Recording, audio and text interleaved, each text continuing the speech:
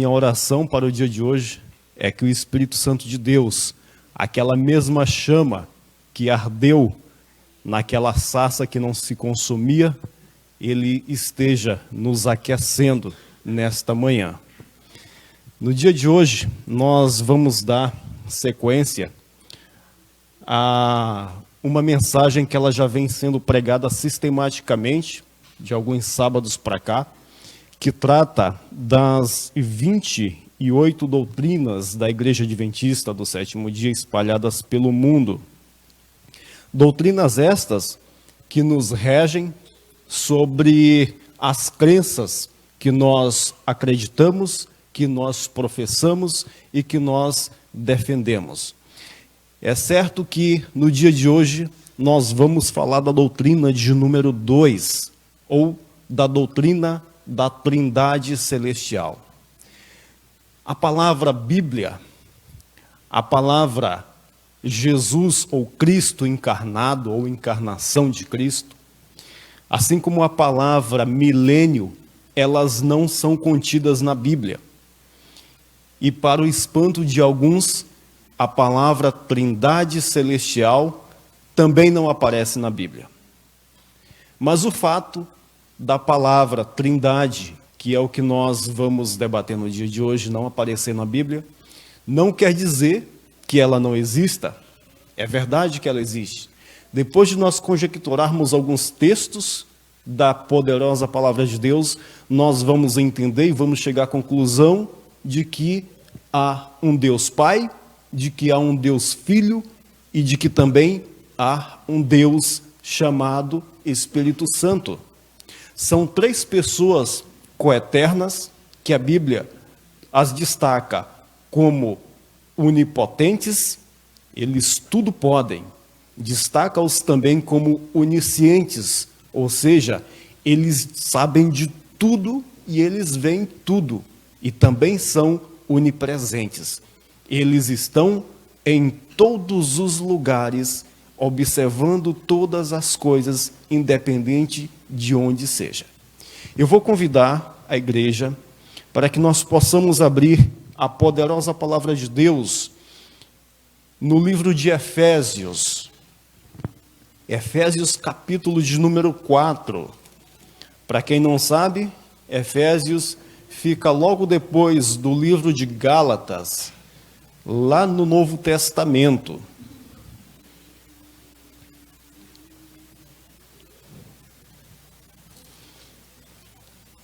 Nós temos o livro de Gálatas, logo depois vem o livro de Efésios, depois de Efésios nós temos Filipenses, depois de Filipenses nós temos Colossenses, 1º e 2º Tessalonicenses, mas hoje nós vamos ficar com Efésios, capítulo de número 4, e nós vamos ler 3 versículos. O primeiro versículo é o versículo de número 4. Feche os seus olhos, mas não feche a sua Bíblia, Senhor. Neste momento nós estamos com a Tua poderosa palavra aberta, que para nós é alimento. Além de alimento também é correção, é disciplina e orientação. Que o Senhor possa nos colocar no caminho da Tua vontade. E tudo que nós lermos aqui, e tudo que nós estudarmos, o Espírito Santo ele esteja nos dirigindo para que nós possamos fazer a correta interpretação e os nossos corações receptivos a aceitá-la. É o que nós te pedimos em nome de Jesus. A minha tradução diz o seguinte, Efésios capítulo 4, versículo de número 4. Há somente um corpo e um espírito, como também fostes chamados numa só esperança da vossa vocação. Há um só Senhor, uma só fé, um só batismo. O 6 diz, um só Deus e Pai de todos, o qual é sobre todos, age por meio de todos e está em todos. Este texto ele já me traz uma revelação clara. Ele fala de Deus, Pai, ele fala do Deus Filho e ele também fala do Deus Espírito Santo. Queridos, o Deus Pai e o Deus Espírito Santo, os dois aparecem logo no início da Bíblia. Logo no primeiro capítulo, lá está escrito que no princípio criou Deus os céus e a terra. A terra era sem forma e vazia, havia grande escuridão sobre a face do abismo, e o Espírito de Deus, ele pairava, ele se movimentava por sobre as águas. Aqui já apareceram dois. A Bíblia me revela, logo no início, logo no Gênesis, que o mundo foi criado por Deus, Pai, Criador de todas as coisas, de todo o universo, de tudo que nele há, e a presença do Espírito Santo de Deus também presente, se movimentando nesta criação. Cristo, por sua vez, ele também é citado logo no início da Bíblia. Lá no livro de Gênesis, no capítulo de número 3 e no versículo de número 15, está registrado uma advertência que Deus faz a um animal, a uma serpente, logo depois de ter enganado a mulher, logo depois de ter enganado Adão e Eva. Deus faz uma advertência que da igreja em profecia significa o quê? Ou mulher em profecia significa? E vice-versa. Que da mulher viria um descendente que pisaria na cabeça da serpente, que é o enganador, diabo e Satanás. E sobre este descendente teria uma grande inimizade entre estes dois. Cristo também está presente logo no início da criação. É verdade que alguns dos nossos irmãos de outras denominações, eles não concordam, eles não aceitam e alguns até nos acusam de termos abandonado a fé em algumas crenças, em algumas teorias bíblicas, e eles não aceitam a Trindade Celestial. Mas nós já observamos aqui, em 2 livros e 3 textos bíblicos, que a Trindade, ela existe. Cada um tem uma função. A função do Deus Pai, logo no início me diz a Bíblia, que ele foi o Criador do universo. Tudo que hoje existe foi criado por suas mãos.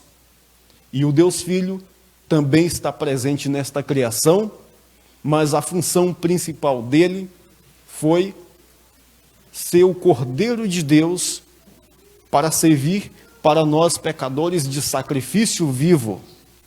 E o Deus Espírito Santo também tem uma função. Qual é a função do Espírito Santo?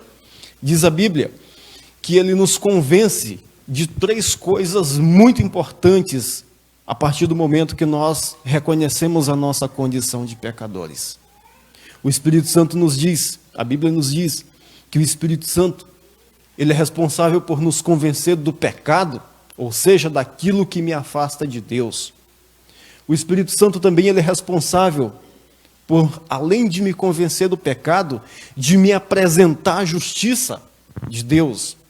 Então ele me convence do pecado, ele também me convence da justiça e, por último, ele vem a me convencer do juízo final que todos nós seremos submetidos por ocasião da volta de Cristo. Nós temos um Deus criador, nós temos um Deus advogado, Cristo Jesus, e nós temos um Deus Espírito Santo que é responsável por tocar nos nossos corações, cada vez que nós cometemos um pecado, e dizer, olha, você errou aqui, você está sob juízo, cuidado, te volte para Deus, te volte para o Criador. E a forma mais romântica, esta é a forma mais romântica que a Bíblia trata acerca do Espírito Santo. E isso é tão importante que um profeta, o profeta Jeremias está registrado em seu livro, que quando ele tem um encontro com Deus, ele reconhece a sua condição de pecador. E ele logo diz que no ano da morte do rei Uzias, eu vi o Senhor assentado sobre um alto e sublime trono, e as suas vestes cobriam o enchio todo o templo.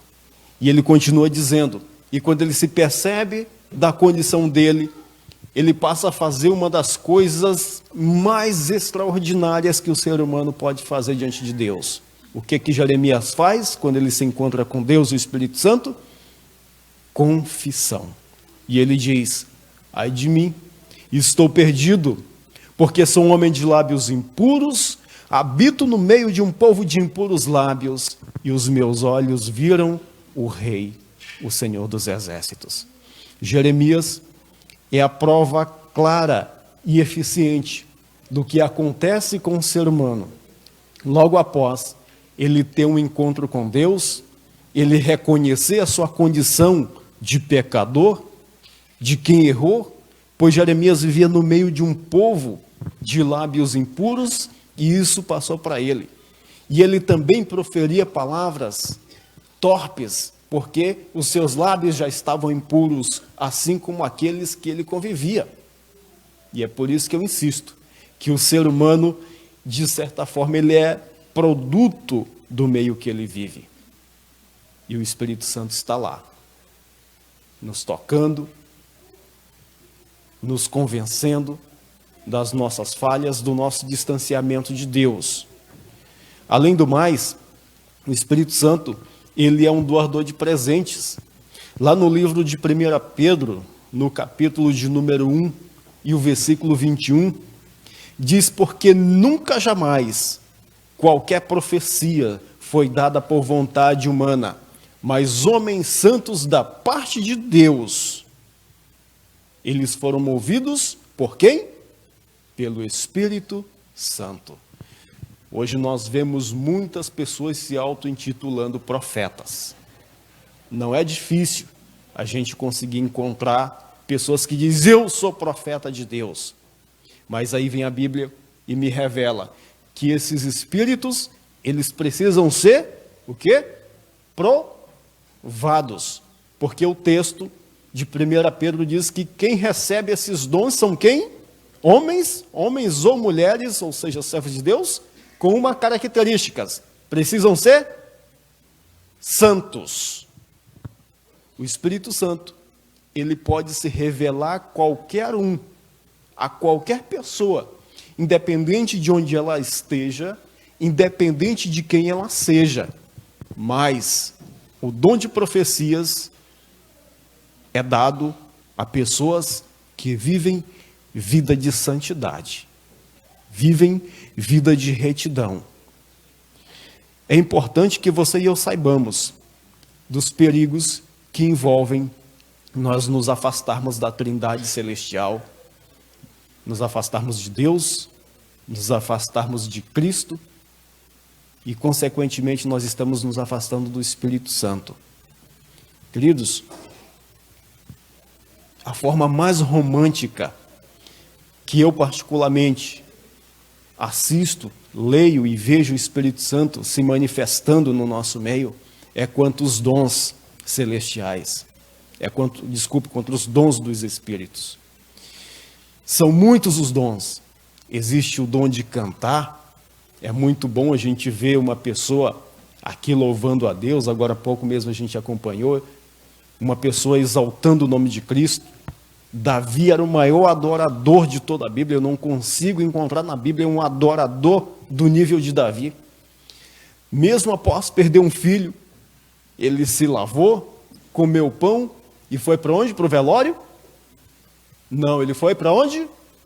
Para o templo. Foi adorar. Estava cheio do Espírito Santo. O Espírito Santo também, ele nos capacita para que nós podemos levar de forma clara e eficiente as verdades bíblicas. A Trindade Celestial, ela se alegra quando nós cumprimos aquela ordem de Cristo: ide e pregai o Evangelho a toda criatura. O Espírito Santo, ele nos capacita a nós absorvermos os conhecimentos bíblicos e passarmos aqui na frente para os demais. Tem um dom do Espírito Santo que eu adoraria ter, mas infelizmente não foi dado a mim. Eu gostaria muito de poder cantar. É um dom maravilhoso. Eu admiro bastante quem tem esse dom. Mas eu só posso cantar embaixo do chuveiro, onde ninguém está ouvindo, né? Porque eu esqueço a letra, eu me perco na melodia e eu já me convenci, não é para mim. Mas Deus seja louvado, por aqueles queridos irmãos que possuem esse dom. E muitos outros dons que o Espírito Santo de Deus, ele concede. E uma advertência: se você tem algum dom que o Deus Espírito Santo, o Deus que compõe a Trindade Celestial, te deu e você não está fazendo uso deste dom, cuidado, porque pode ser tirado de você. Se Deus deu, utilize, trabalhe em cima deste dom. E use-o não para exaltação própria, mas para a pregação do Evangelho. A Trindade Celestial, Deus Pai, Deus Filho e Deus Espírito Santo. Nós podemos cometer pecado contra eles? Sim ou não? Sim. Nós podemos pecar contra o Deus Pai. Nós podemos pecar contra o Deus Filho. E também podemos cometer o terrível pecado contra o Deus Espírito Santo. O próprio Cristo, ele aborda esse assunto. E ele diz que se eu pecar contra Deus, eu tenho perdão. Amém por isso. Se eu pecar contra Cristo, aquele que foi oferecido como sacrifício para a minha remissão dos meus pecados, eu também tenho perdão. Porém, se eu ousar a cometer um pecado contra o Espírito Santo, acabou. Este é o pecado que não tem perdão. É o pior de todos os pecados. Ellen White, ela nos revela que o maior pecado que eu possa pecar contra Deus e contra Cristo é o pecado que eu não lembro o nome eu não lembro o livro, mas está escrito na Bíblia que 6 coisas aborrecem o Senhor e a 7ª sua alma abomina. E a primeira coisa que encabeça esta lista de pecados que abominam a Deus é um sentimento chamado de olhos altivos, ou seja, orgulho. Foi exatamente o pecado que derrubou Lúcifer da posição de anjo de luz e o transformou em diabo e Satanás. Mas tem perdão. Porém, o pecado contra o Espírito Santo, o próprio Cristo diz que não será perdoado. Aí você me pergunta, mas Elias, como é que eu passo a pecar contra o Espírito Santo? Se nós analisarmos o capítulo 12 por inteiro do livro de Mateus, nós vamos começar a observar uma sequência de acusações que um povo xarope, denominado fariseus, que de fato eram xaropes, eles estavam sempre observando Cristo, procurando uma maneira de acusá-lo. No livro de Mateus capítulo 12, Cristo ele é pego colhendo espigas, em que dia? No dia de sábado. E os fariseus automaticamente vão e o acusam de transgressão. Esse povo era tão chato, a ponto deles terem criado, só em relação ao sábado, 39 leis para o cumprimento do sábado. Agora há pouco nós estávamos discutindo ali na classe, a Damares estava ministrando a lição da escola sabatina, e nós estávamos falando, eu fiz um comentário, do ser humano quando ele tenta dar uma mãozinha para Deus, para cumprir um mandamento, para cumprir uma profecia, para pregar o evangelho. Isso é totalmente errado. E era o que os fariseus estavam fazendo. O que é que eles fizeram? Depois de tanto eles sofrerem com exílio, eram exilados por causa da transgressão dos mandamentos, eles começaram a criar subleis para que eles pudessem não correr mais o risco de cometer pecado contra os 10 mandamentos e não serem mais exilados. E aí o que é que eles fizeram? Não, por causa do sábado vamos fazer tantas leis, e fizeram 39. E naquele momento em que Cristo foi pego colhendo espigas para matar sua fome com os seus discípulos, eles começaram a apontar o dedo e falaram, você está transgredindo o sábado, isso é transgressão. Logo depois desse episódio, Cristo ele aparece curando um homem que tinha a mão ressecada. Cristo cura o homem e eles também o acusam. E o pior é que desta vez eles não fizeram somente uma acusação. Eles começaram a maquinar um plano para tirar a vida de Cristo. E por último, Cristo é pego fazendo um outro milagre, um segundo milagre. ele encontra um homem, na verdade este homem foi levado a ele. O homem era surdo, ele era cego, era mudo e estava possesso por uma legião de demônios. Imediatamente Cristo o cura e neste momento os fariseus fazem uma acusação a ele. Você só foi capaz de fazer este milagre porque você tem um pacto com um demônio chamado Beelzebu, que era o chefe dos demônios. E neste momento Cristo aponta para eles e diz: olha, agora vocês pecaram contra o Espírito Santo. Irmãos, este assunto de Mateus capítulo 12 daria um sermão muito grande e muito bom, porque eu continuo até hoje percebendo que há muitas pessoas dentro da igreja, pessoas até de anos batizados, que ainda não entendem esse assunto quanto ao pecar contra o Espírito Santo. E Mateus capítulo 12 nos revela isso, porque no momento em que os fariseus afirmaram que Cristo só foi capaz de promover aquela cura, aquele milagre, pelo fato dele ter um pacto com este demônio chamado Beelzebu, e Cristo aponta para ele e diz: agora vocês pecaram o Espírito Santo. Mas vamos entender por quê. Cristo primeiro colhe espigas, é acusado de transgressão, ele tenta ensiná-los a forma correta de guardar o sábado, eles não aceitam, se afastam de Deus.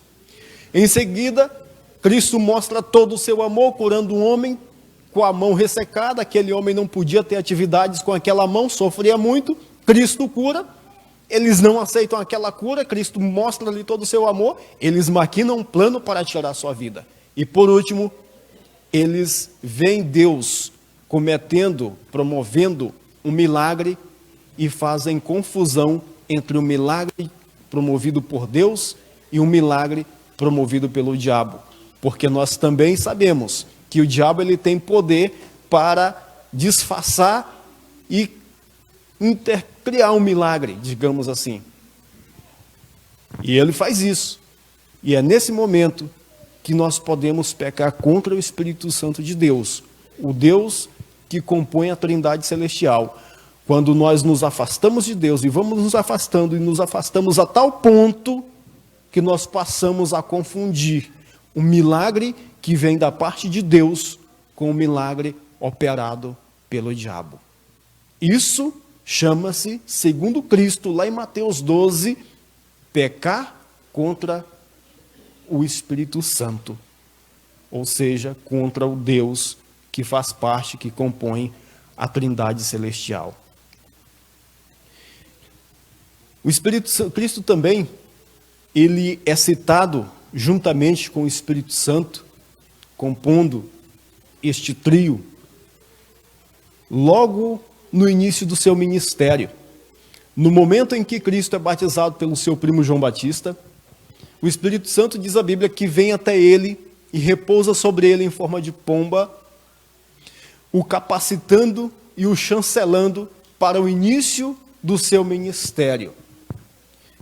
Cristo também o cita, logo depois que ele cumpre seu ministério, é crucificado, é ressuscitado, e antes de subir aos céus, em um momento em que os discípulos estavam ali, em um momento de desespero, pensando que estavam sozinhos, Cristo vem e aparece e diz a ele: olha, imediatamente a mim virá um segundo, chamado Consolador, o Espírito Santo.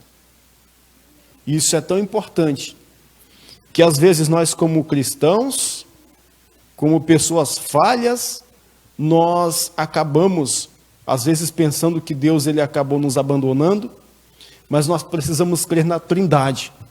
Nós precisamos saber que existe um Deus Pai, que existe um Deus Filho e um Deus Espírito Santo. Existe aquele que está na posição de advogado neste momento, para nos defender.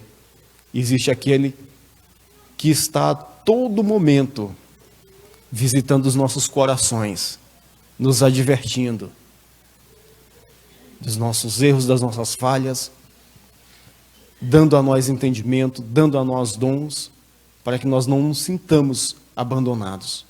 A todo instante tem um que a Bíblia diz que ele nos chama com gemidos inexprimíveis. O Espírito Santo de Deus, Ele está pronto sempre para tocar naquele coração. Aquele coração humilde. Ele pode tocar em qualquer um, mas para que ele toque e o efeito ele aconteça, o coração precisa estar aberto ao seu chamado, à sua voz. E quando eu vou me fechando para ele, eu posso cometer o pecado imperdoável que o próprio Cristo fala para os fariseus, o pecado contra o Espírito Santo. Queridos, infelizmente, ao longo da minha caminhada, eu nasci na igreja. Ao longo dessa caminhada eu tenho visto muitas pessoas se perderem pelo meio do caminho, cometerem pecados contra Deus, contra Jesus Cristo, contra o Espírito Santo, porque se deixam levar por todo o vento de doutrina. Não é difícil nós encontrarmos pessoas que passaram pelo tanque batismal, que receberam até o dom, algum dom do Espírito, mas de repente, em algum momento das suas vidas, ouviram alguém falar uma doutrina que não vinha de Deus, uma doutrina que a Bíblia chama de doutrina de homens, e se afasta. E por isso, já há alguns dias, esta igreja, ela vem trazendo esta série das 28 doutrinas da Igreja Adventista. Até algum tempo atrás eram 27, depois foi inserida mais uma. Doutrinas estas que começam com a palavra de Deus escrita, a Bíblia é a palavra de Deus, e termina com o juízo final. A doutrina de número 2, a doutrina da Trindade, apesar de que não está inserida na Bíblia esta palavra, este texto de Efésios capítulo 4, versículo 4, 5 e 6, nos faz entender que ela existe, que ela precisa ser levada em consideração e que nós precisamos acreditar nela e meditar e estudar para que nós possamos entender qual que é a função de cada um. Aquele que rejeitar a Deus será condenado. Aquele que rejeitar Cristo será condenado. E aquele que também rejeitar o Espírito Santo não será diferente. Também vai passar por condenação. Nós temos um Deus Pai, nós temos um Deus Filho e nós temos um Deus Espírito, cada um com uma função. E nós temos que conhecê-los e aceitá-los, e aquele que recebeu um dom de cantar, um dom de orar, um dom de pregar, um dom de levar a mensagem, que não se feche para este chamado, para esta voz, que dê credibilidade e faça uso desse dom. Porque a palavra de Deus diz que aquele que recebe um dom, mas não o utiliza, será tirado de si e dado para o outro. Queridos, é uma ação do Espírito Santo, uma das mais marcantes que eu tenho estudado e observado, é quando nós nos sentimos tocados por Ele, quando nós cometemos algum pecado. Nós cometemos um pecado e logo vem aquele sentimento de culpa. É ruim, mas ao mesmo tempo é bom. Às vezes a pessoa, como eu acabei de dizer, ela acaba confundindo o que é pecar contra o Espírito Santo, o que não é. E às vezes as pessoas confundem que o se afastar de Deus e não ouvir mais a voz de Deus e cometer um pecado, sistematicamente ela já pecou contra o Espírito Santo. Mas a Bíblia diz que não é bem assim. Se eu peco, mas eu ainda sinto aquele sentimento de culpa no meu coração, é porque o Espírito Santo ainda está dentro de mim. Ele ainda está me chamando com gemidos, como diz a Bíblia, inexprimíveis. A doutrina de número 2 dessa igreja, ela trata da Trindade. Depois, ela fala, uma outra doutrina fala de Cristo, fala de Deus como Salvador, A quinta doutrina fala do Espírito Santo, e o nosso manual da igreja, que nossa igreja é uma igreja organizada, ela trata de todos esses assuntos. E é importante que eu e você tomamos conhecimento dele, estudamos um por um a doutrina do Espírito Santo, a doutrina da Trindade, a doutrina do sábado, a doutrina do casamento e assim por diante, para que não aconteça conosco o que o apóstolo Paulo, uma advertência que o apóstolo Paulo ele fez aos irmãos da igreja de Efésios, que eles tomassem cuidado, estudassem as Escrituras, para que eles não fossem, e ele usa uma expressão muito interessante, meninos na fé. O que é meninos na fé? Meninos são crianças, são pessoas logo nos seus primeiros estágios de vida. E o apóstolo Paulo diz, não sejais como meninos na fé, balançados de um lado para o outro, por todo o vento de doutrina. Não é difícil nós encontrarmos pessoas com doutrinas que não são doutrinas bíblicas, que não vêm de Deus, que são doutrinas humanas e que podem enganar a muitos. E se nós tivermos o conhecimento suficiente de sabermos o que é a doutrina de número 1, de número 2, até a doutrina de número 28, não precisa decorar todas, eu não decorei todas até agora, eu sei um pouquinho de cada uma, mas é impossível decorar e falar de todas. Mas se nós tivermos absorvido este conhecimento, jamais nós seremos como imaturos na fé. Pessoas que têm um encontro com Deus, mas logo depois de qualquer evento de doutrina já se afasta. Pessoas que passam pelo tanque do batismo, recebem o dom do Espírito Santo, mas ela não tem continuidade de vida cristã. Em pouco tempo se afasta. Em pouco tempo o que aprendeu já fica tudo bagunçado. Mas se nós estivermos alicerçados no conhecimento da Bíblia, nas instruções dos livros do Espírito de Profecias e também nas santas doutrinas da igreja, nós seremos fortes. E Cristo, ele nos conclama, sejais fortes e corajosos, porque o engano, ele vem, os problemas, ele vem, e a tempestade, ela também sopra. Mas quando nós temos o pleno conhecimento da verdade, da palavra de Deus, e a aplicação dela em nossas vidas, este vento, ele até pode soprar de um lado, pode soprar do outro, mas ele jamais terá a capacidade de nos balançar e nos varrer da fé. Louvado seja Deus pela tua vida que já está há 1 ano, há 2 anos, há 10 anos, há 30, 50 anos nesta igreja.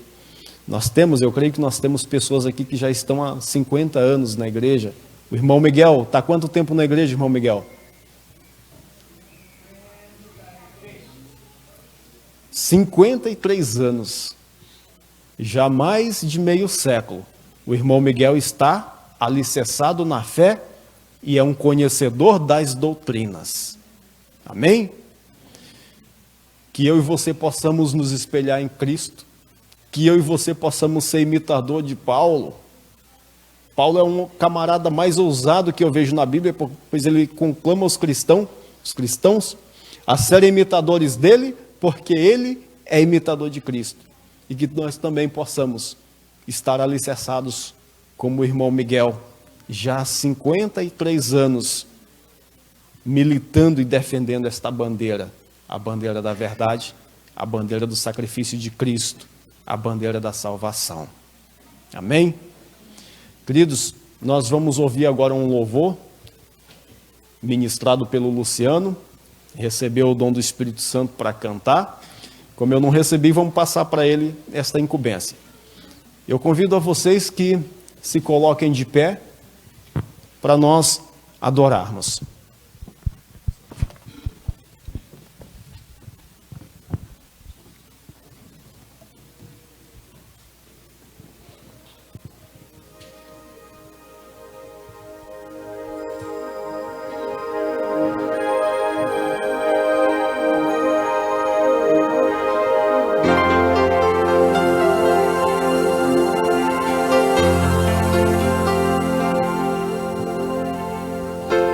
que fui pro céu,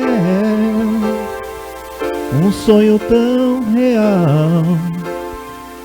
Nas ruas de ouro eu andei, num lago de cristal. Ouvi um coro de anjos e eu também cantei. Foi quando um jovem me tocou, chamou meu nome e eu olhei. Me perguntou: você não lembra mais da igreja do interior? Eu era só um menino ali, você o meu pastor. Você me ensinou a orar e me falou da cruz. Um dia então você orou e aceitei ao meu Jesus. Obrigado por dar-me pro Senhor. Hoje eu estou transformado. Obrigado por dar-me pro Senhor. Hoje eu sou tão feliz. E um rapaz chegou me dizendo: você me trouxe luz, pois deu um livro a outro alguém falando de Jesus. Jogaram fora o livro, encontrei-o e o li. Jesus tocou meu coração e por isso estou aqui. Obrigado por dar-me pro Senhor. Hoje eu estou transformado. Obrigado por dar-me pro Senhor. Hoje eu sou tão feliz. Um a um foram vindo, formando uma multidão. Vidas ganhas porque eu amei, tive fé e compaixão. Coisas simples e grandes que a vida ocultou, na terra ninguém viu, mas o céu nos revelou. Eu sei que lá no céu ninguém irá chorar, mas acho que senti uma lágrima rolar. Jesus então chegou, tocou na minha mão, me disse: filho, obrigado por dar teu coração. Obrigado por dar-me pro Senhor. Hoje eu estou transformado. Obrigado por dar-me pro Senhor. Hoje eu sou tão feliz. Obrigado por dar-me pro Senhor. Hoje eu estou transformado. Obrigado por dar-me pro Senhor. Hoje eu sou tão feliz.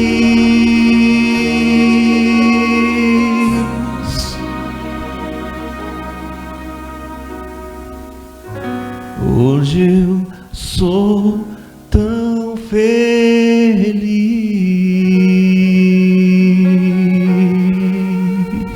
Amém. A Bíblia nos diz que só irão entrar nos céus aqueles que choram, que gemem e que se entristecem em ver o pecado em sua vida e na vida dos outros e clamam a Deus por misericórdia. E nós só vamos clamar a Deus se nós estivermos junto ao Pai, ao Filho e ao Espírito Santo, a Trindade Celestial. Feche os seus olhos. Senhor, nós queremos te agradecer pela vida, pelo dia de hoje.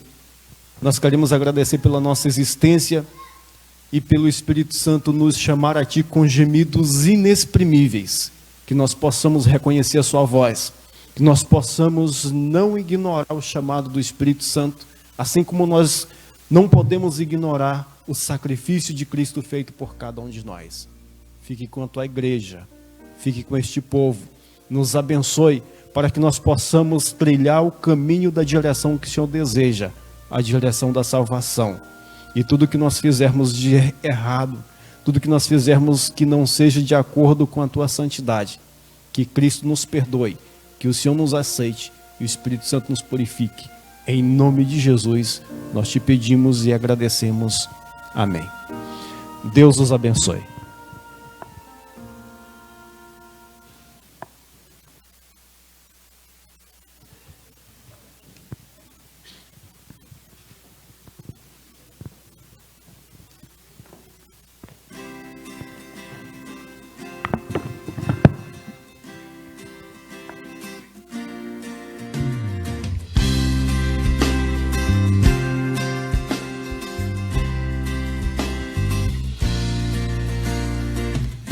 Senhor, em mim habitar, pois quero ser templo teu.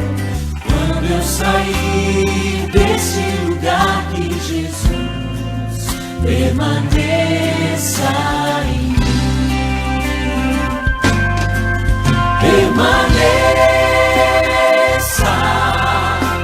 em mim. Permaneça.